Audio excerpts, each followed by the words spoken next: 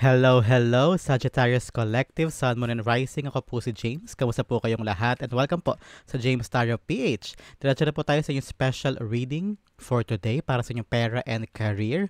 Ano ang frequency ng inyong kaperahan at career sa mga oras na ito? Sa pag-usapan natin yan sa inyong spread this time, Sagittarius.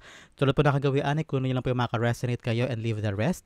Yung pong ibang impormasyon ay para po sa ibang Sagittarius yun. Kaya gamitin niyo po ang inyong intuition para makuha niyo po yung akmang message na kaloob sa inyo ng spirit guides po ninyo sa ating reading for today. Thank you po again for all of your donations and also for not skipping the ads. Isa po yun sa mga paraan para po supportahan po ang channel natin. Maraming salamat po sa inyong generosity, kindness na pagmamahal sa akin at ito po sa ating channel. So, Sagittarius, ano naghihintay sa inyong pera and career this time? Inhale and exhale. At the center of your reading, you have the Two of Cups. Beautiful. In the area of what you want, you have the Lover's card. Lovely, lovely, lovely. In the area of what you need, you have the Chariot card. In the area of what's affecting your current energy, meron kang Eight of Cups. Interesting. In the area of your near future, meron kang the Hierophant. Wow. In the area of your challenge, you have the Knight of Swords. In the area of your fortune, meron kang the High Priestess. Lovely. In the area of your divine advice, meron kang Seven of Cups.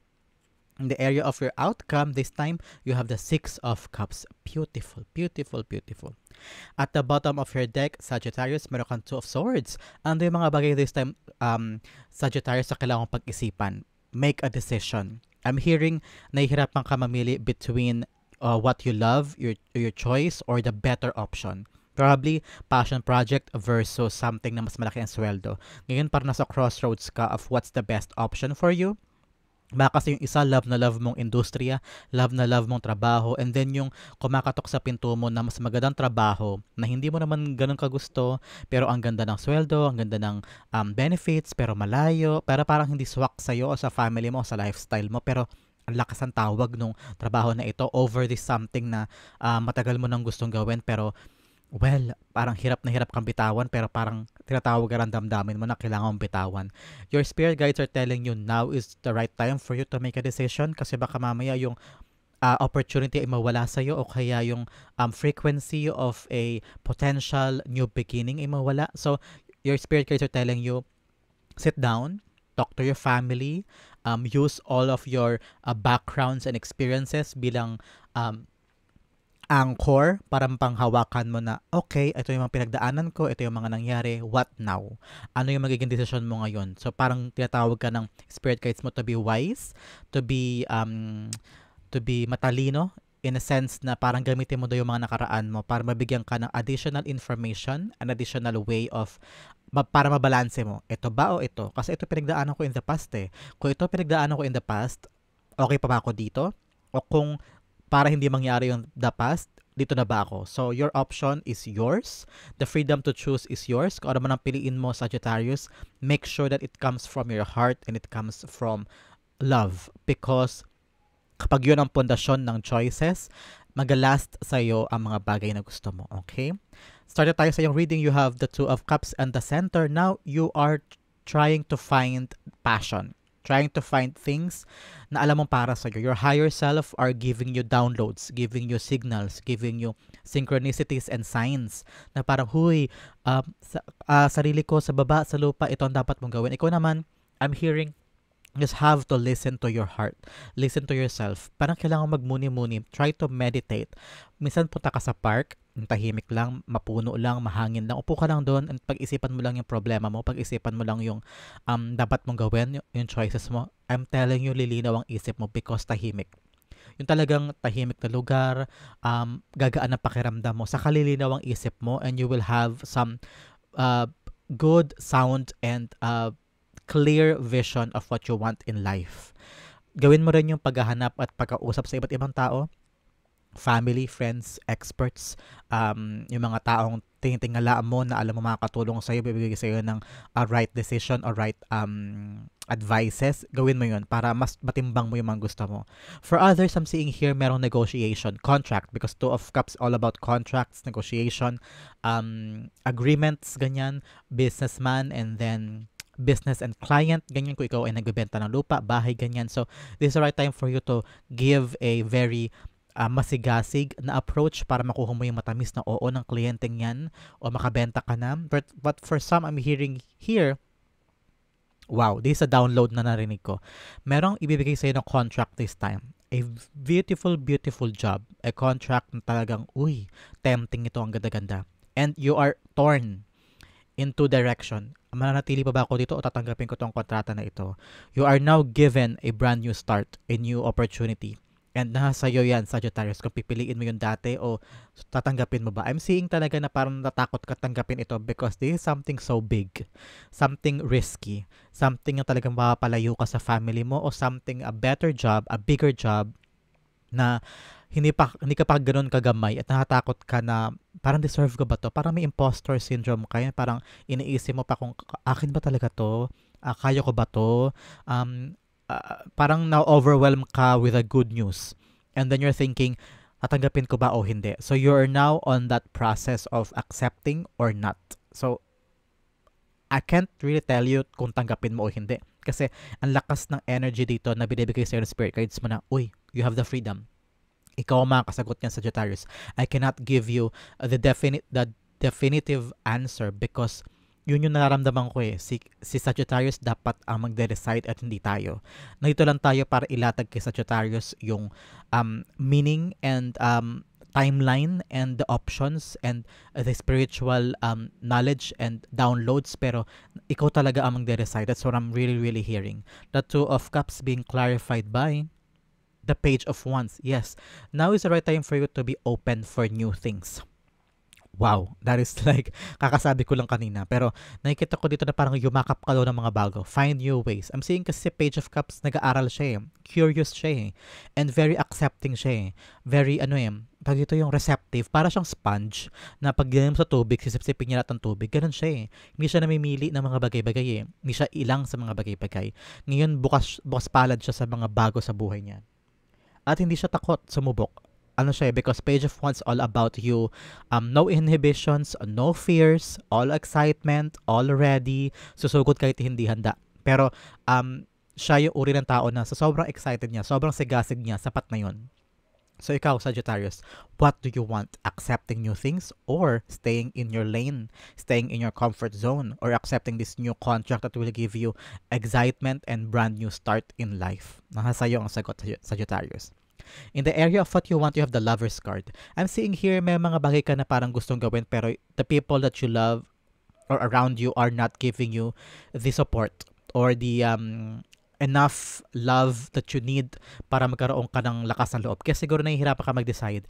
Baka yung mga tao sa paligid mo sinasabi, wag na. Tapos yung kalahati na ibang loved ones mo, sige, go ka lang. So ikaw parang torn ka. Ano ba talaga? Support niyo ako o hindi? Tama ba itong ginagawa ko? Kasi parang conflicting din yung different people in your life sa mga suggestions nila o advice nila.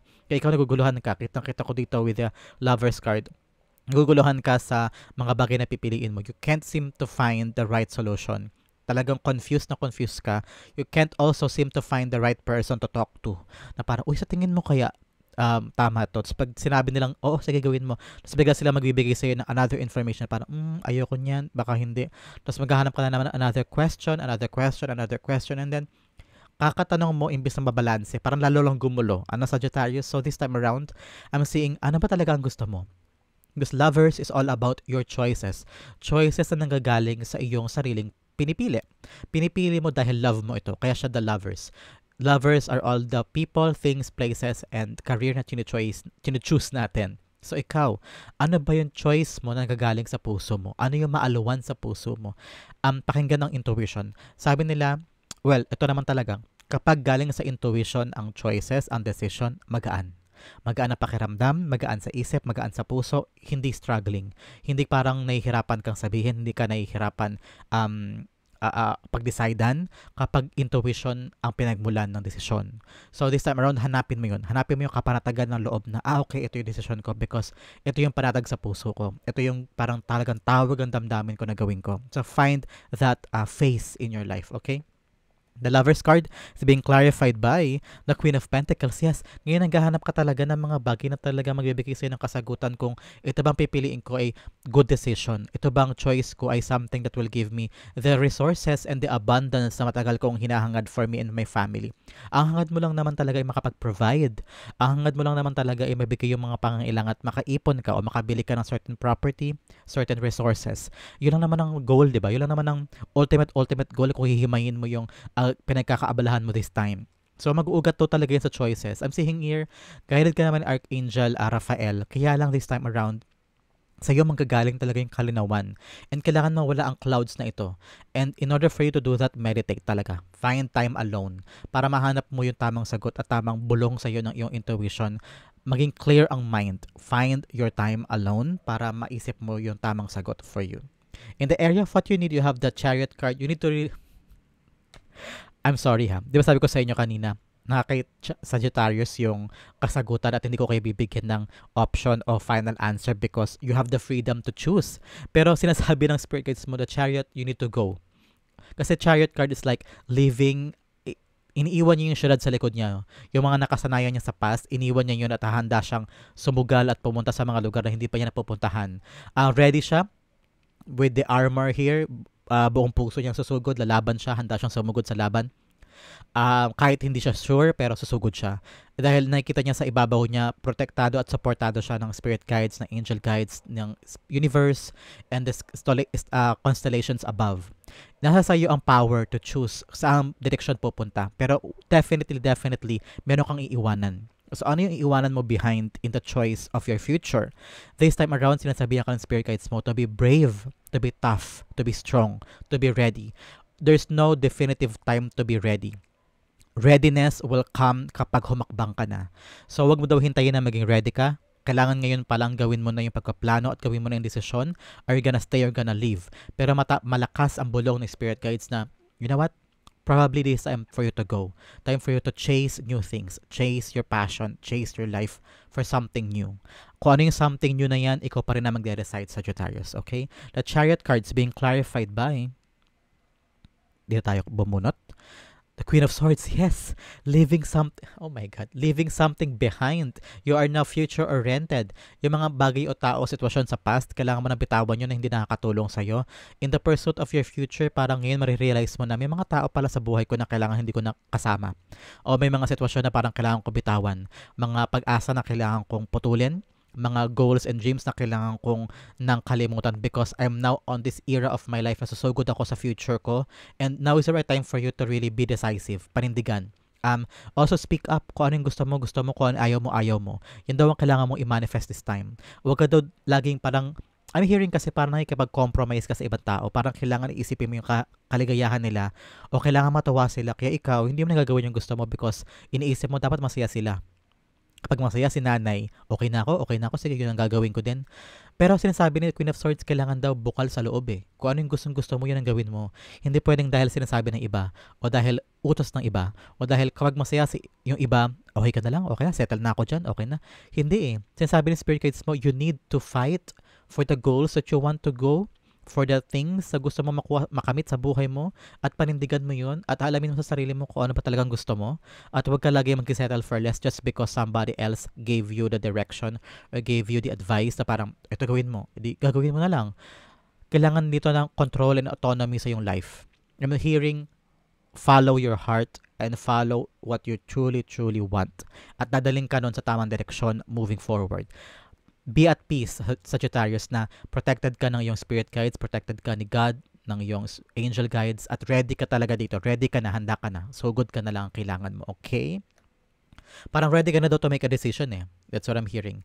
In the area of what's affecting your current energy, you have the 8 of Cups. Oh my God. Parang ready ka talaga umalis. Ready kang hindi tanggapin ito. Itong bagay na ito. Parang itong bagay na parang I'm hearing na if you are trying to make a decision about something, also make a point to magbigay ka muna ng space para magkaroon ka muna ng 1, 2, 3 araw na pag-iisipan mo muna. Because ganoon si 8 of Cups eh. Aalis mo na siya, mag-iisip mo na siya, hindi mo na siya mag-decide. tatalikod muna siya sa usapan na ito o sa desisyon na ito. Saglit lang, magpahinga lang ako, upo lang ako saglit o kaya bigyan mo ko 3 days, ganyan. So ngayon, nandun ka sa phase na yan. Kaya parang itong contract na ito o agreement na ito ay nakabitin. Nakabitin siya at may full of fear and inhibitions at pagdadalawang isip because ngayon parang isolated ka muna, ayaw mo munang mag-decide, ayaw mo nang gawin. So now is the right time for you to really rethink. Refresh your mind, have a clear mind, mag-meditate ka, magbakasyon ka muna saglit, pumunta ka sa park, maligo ka, mag-swimming ka, ganyan. Parang marelax ang isip mo para luminaw ang lahat sa'yo. Okay? Para makapag-decide ka na. The 8 of Cups being clarified by the 7 of Pentacles. Yes, now is the right time for you to really evaluate. Because if 7 of Pentacles siya yung uri ng tao na titimbang niya mabuti, sapat na ba yung binigay ko? Okay na ba akong umalis? Kapag ba umalis ako, ano yung patutunguhan ko? Kapag ba umalis ako, mas malaki ba sweldo kaysa sa nakaraan? O dito na ako sa nakaraan pero okay naman ang sweldo. Pero maliit ang sweldo, hindi ako nakaipon, walang benefits. Pero nito yung mga friends ko, nito yung mga coworkers ko na love ko, ganyan. So, now ngayon, in-evaluate mo, nagkakaroon ka ng sariling meeting mo sa isip mo, Sagittarius, sa parang, okay, what kaya? Kaya nangangailangan talaga na ikaw umalis muna. Umiwas ka muna sa decision making na ito. Huwag mo munang mag-decide, huwag ka munang magbigay ng oo o hindi.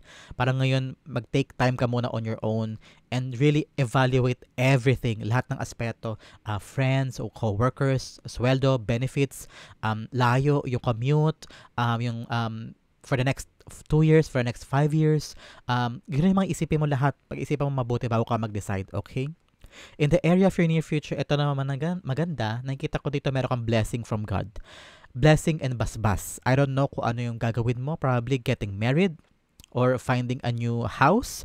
I'm hearing getting a new property or blessing for a new negosyo. Parang meron kang kalakasan this time to start something big. Whether negosyo ito, I'm seeing someone getting a ribbon cutting o kaya basbas for a new job or a new flight. I don't know, nakita ko lang someone getting into a flight, pupunta sa ibang bansa, lilipad. So, may basbas ka daw. In the near future, you will get a blessing from God telling you, okay, gawin mo na yung dapat mong gawin. You're good to go. Pwede rin sinasabi dito na, ayan na yung bahay, ayan na yung tindahan, ayan na yung tangible property na gusto mong buuin for a negosyo. May basbas ka kay God, buuin mo na daw yan. Because in the near future, I'm seeing it will be blessed, it will be fruitful, it will be successful. Okay? The Hierophant is being clarified by wow, Ace of Pentacles. Yes, this basbas or this new opportunity, this new negosyo or job will give you a lump sum of money. Talagang pera ito. Bagong simula ng mga gamit mo, kapital, pang-ipon. Kaya yakapin mo itong bagong simula mo. I'm seeing talaga may mag-offer sa'yo ng bagong job, bagong trabaho, negosyo, ganyan. Kaya ngayon maging masigasig ka kasi may basbas ka from God and you will get the fruit of that labor. Kasi yan nakatadhana mong makuha, okay?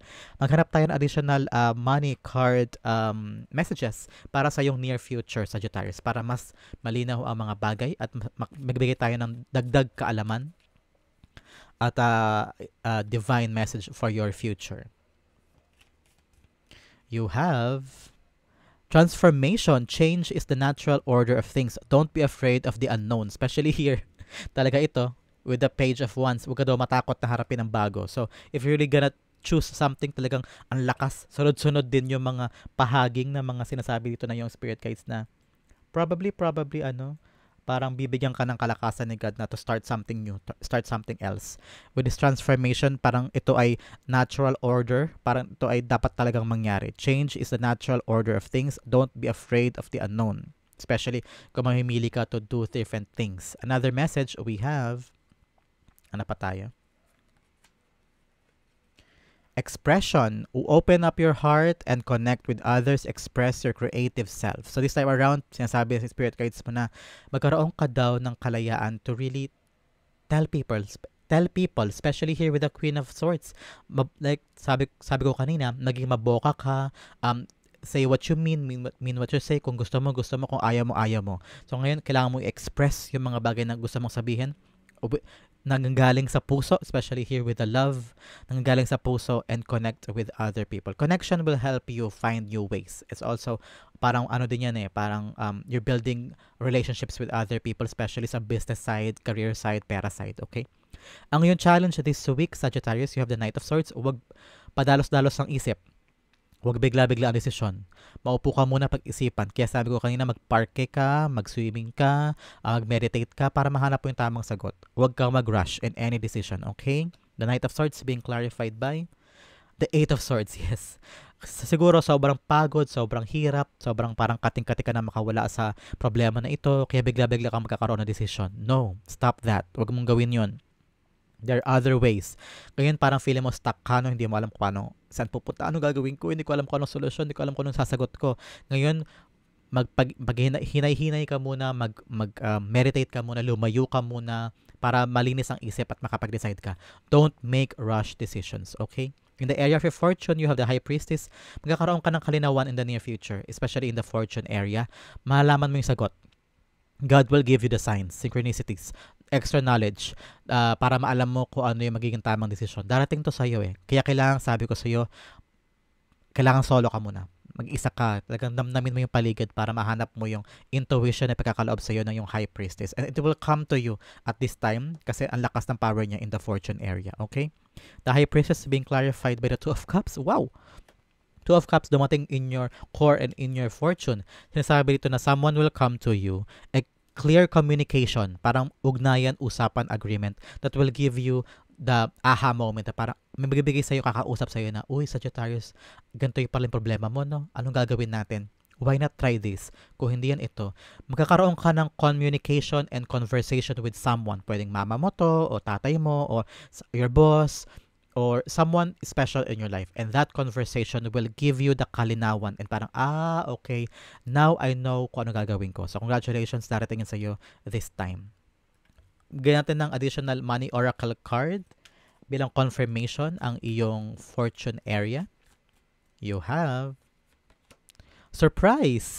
Unexpected turn can bring positive change. Be ready for change. Ito yung change na yon, yung surprise. A communication from someone that will give you the proper balance of advice para makatulong sa iyong pagdesisyon. And this is something na magtatap sa iyong spiritual power, sa iyong high intuition, na parang, yes, God, binigay mo sa akin yung sign na hinihiling ko o yung tao magbibigay sa akin ng tamang sagot. Okay? Another money message, bright ideas, have an innovation, new inspiration, test new ideas and break out fast. Take action on your ideas. Yes, like I said, spirit guides, the High Priestess, your intuition will give you the bright ideas, parang aha moment, like I said kanina. Tamang-tama sa sinabi ko. Congratulations. In your divine advice, you have the Seven of Cups. Sinasabi sa'yo ng spirit guides mo, paalala niya, huy, marami pang options ha. Alam ko, you're in the crossroads now of choosing A and B. Pero sinasabi sa'yo ng spirit guides mo na baka naman marami pang ibang option for you. Kung talaga nahihirapan ka mamili dito at dito, baka naman may ibang sagot. Baka naman may iba pang solusyon. So make sure na lawakan mo daw ang isipan mo at maghanap ka pa ng ibang options. Baka doon sakali, yun ang tama para sa'yo. Kaya nga, sabi ko kanina, importante na malinaw ang isip. Walang distractions, walang magulo. Go somewhere that is peaceful, quiet, serene, para makapag-isip ka ng maayos. At baka biglang may boom, biglang may lumabas na other options for you na parang, why not gawin ko itong isa?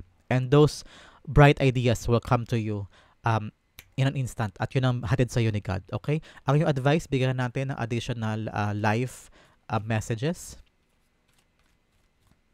We have overcoming obstacles. You can overcome anything. So, paalala sa yung spirit guides mo, kaya mo yan. Malagpasan mo yan. Ngayon, kailangan mo nang harapin sa iyong puso at isipan kung ano yung dapat na sagot at dapat na solusyon. Okay? Another message, we have choosing your path, all is possible. So, paalala sa iyo ng spirit guides mo na kaya mo lagpasan ang mga problema at maraming daan, maraming solusyon. Lahat posible para sa iyo. Kaya siguro lumabas talaga dito si Seven of Cups telling you there are other options, Sagittarius. Hindi lang option A and option B. Marami pang ibang ruta at pwede mong daanan yun. At nakikita ko na para sa iyo, kung ano man ang pipiliin mo, yun ang nakatadhana mong gawin at yun ang gustong ipagawa sa iyo ni God. Especially na dalawang beses lumabas si Two of Cups. Two of Cups all about you choosing your higher path. Kung ano yung gustong ipagawa sa iyo ni God, ginagawa mo yun. You're aligned with your higher self. So, now, nakikita ko, malinaw na kung ano man ang pipiliin mo, itong option A o option B o iba pang option, you're on the right path. Kaya huwag kang mag-alala. Okay? itong area na kailangan pa-focusan this whole time, you have guilt. I release any beliefs that no longer assist in my soul's growth. So, alisin mo daw yung takot na baka maulit yung nangyari before, kaya siguro hirap na hirap ka mag-decide. Baka iniisip mo na yung nangyari dati, baka maulit. O kaya nahihirapan ka mag-decide because natakot ka na baka mag-fail ka, baka sisihin ka, na baka pagtawanan ka ng mga taong critics mo. So ngayon, alisin mo daw sa isip mo yon. Your decision is your decision, panindigan mo. And if it makes you happy, then that is okay. Okay, Sagittarius? Ang yung outcome na napakaganda, you have the Six of Cups. Now is the right time for you to have peace in your heart. Meron ka ba nakasamaan ng loob, Sagittarius, kaya ka aalis? Meron ka ba nakaalitan sa iyong trabaho o nakasamaan ng loob? Now is the right time for you to really forget the pain, forget the conflict. Now is the right time for you to rekindle and have a parang pagbabate. Parang ngayon, parang wag mo na muna isipin yung mga away o gulo. Parang kailangan payapa ka para makapunta ka sa tamang destinasyon, tamang ruta ng life mo. Forgive more than ever. Para nakita ko dito na minsan, hayaan mo na, wag mo na patulan. Para sa ring katiwasayan at katahimikan ng buhay mo, hayaan mo na lang. That's what I'm hearing. For some, I'm hearing meron darating daw sa life mo this time that will give you assistance. Whether a friend or a former boss, a former colleague, someone in your past will give you parang, uy, Sagittarius, mayroon ka bang trabaho ngayon? O meron ka bang pinagkakaabalahan ngayon? Baka may darating sa life mo. Chance